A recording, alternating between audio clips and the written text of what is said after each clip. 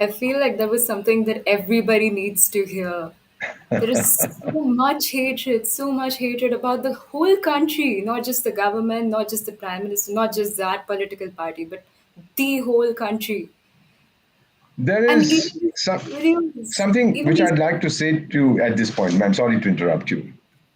When you want to break a nation's development, you destroy two things as far as its population is concerned. You destroy their self confidence and their self respect. And you tell them that you can't do it, we are superior. So the self confidence is destroyed. And then you are useless, so your self respect is destroyed. Now, in India, people of your generation, Miss Naik, we see this burgeoning self confidence. I mean, you are interviewing me. Let me ask you, do you think you are inferior in any way to a Brit or a German or an American in terms of intellectual ability? Somebody your age? I mean, how come Indians head the biggest corporations? They have the highest per capita in the United States. They are sought after everywhere because of our intellectual capability. The Y2K bug, they were running to India. There's this story about a fellow going to ask for money from a hedge fund for some startup many years ago in America. They said, fine, fine, fine. You know, we've heard it. What you have to say, we're not interested. Let's sign on the dotted line. Here's $100 million. When he signed, they said, wait, wait, wait. This says Murphy.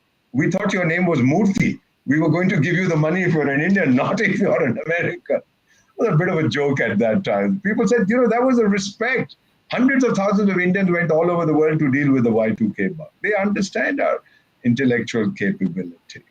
And I don't want to boast, but one of my principals in Africa, there was something that happened, and I suggested to him that the best way to deal with it would be as follows. And he did.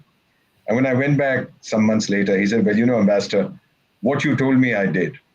And the issue got resolved. So I said, well, Your Excellency, I'm grateful that it got done. And thank you for listening to what I said, although I wasn't sure because I didn't know anything about this subject.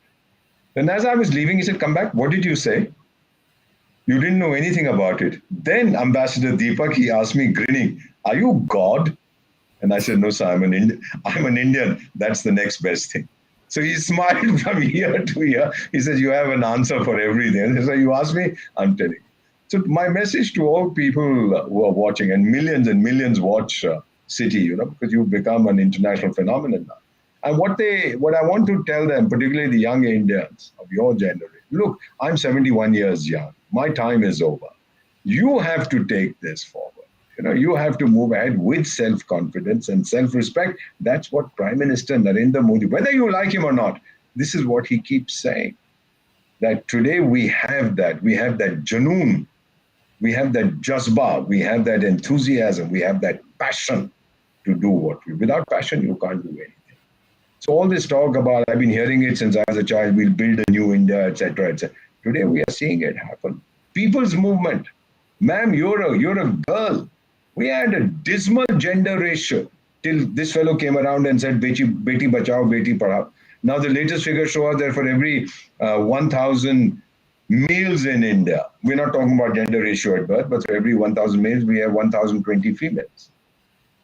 And our population growth rate has stabilized at around 2.05 or 2.1. That's what is called the total fertility rate, your replacement rate for the population.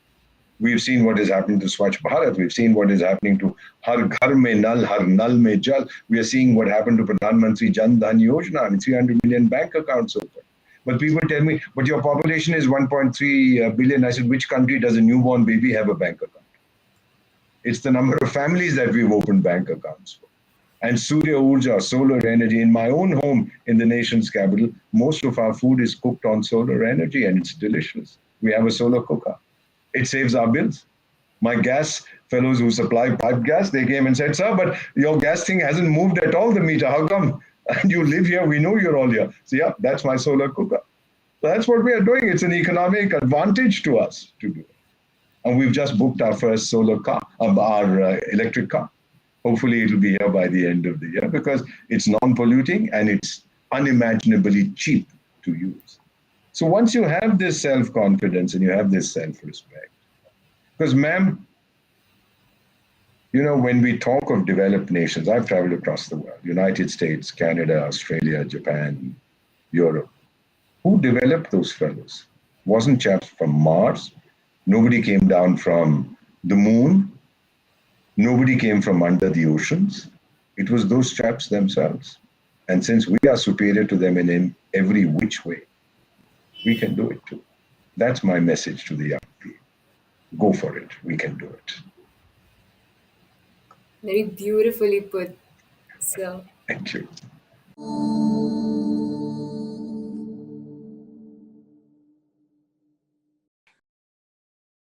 Please remember to subscribe to us and switch on the notifications for this channel. For our other social media links, more content, and to support our work, please visit citti.net. Dhanyavad. Namaskar.